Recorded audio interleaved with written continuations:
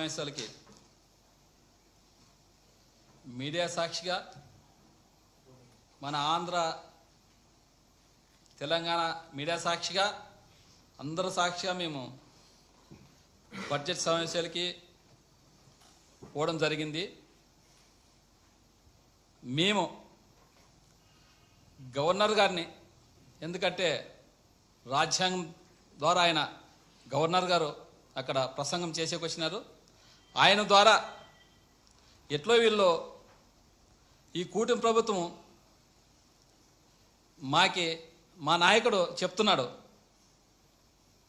మనకి ప్రతిపక్ష హోదా ఇస్తేనే మనం ఏదైనా కానీ ప్రజల సమస్యలు మాట్లాడతామనే విధంగా ఆయన చెప్తూనే ఉన్నాడు. మీడియా సాక్షిగా అందరూ చెప్తున్నారు. మేము కానీ అసెంబ్లీ సాక్షిగా ఈరోజు గవర్నర్ గారిని రిక్వెస్ట్ చేసినాము, ఆయనకు విన్నవించుకున్నాం, ప్లకార్డులు పట్టుకొని ఆయన అడిగినాము, అయినా దానికి రెస్పాన్స్ లేదు. అలాంటప్పుడు అసెంబ్లీకి పోయి మేము ఏం మాట్లాడగలము? వాళ్ళు ఏదో మాట్లాడుతుంటే వాళ్ళ ప్రసంగాలు వినరు తప్ప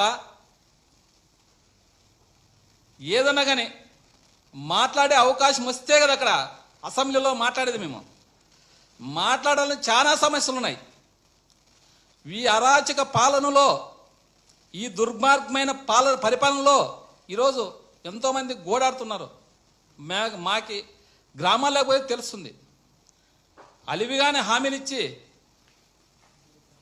ఆ హామీలో నెరవేర్చలేమని తెలుసు, కానీ ఆ సీట్లో కుసనల విధంగా ఈ కూటమి ప్రభుత్వం, బీజేపీ అయితేనేమి, జనసేన అయితేనేమి, టీడీపీ అయితేనేమి, ఆ హామీలు ఇచ్చి ఈరోజు ప్రతిపక్ష హోదా ఇస్తే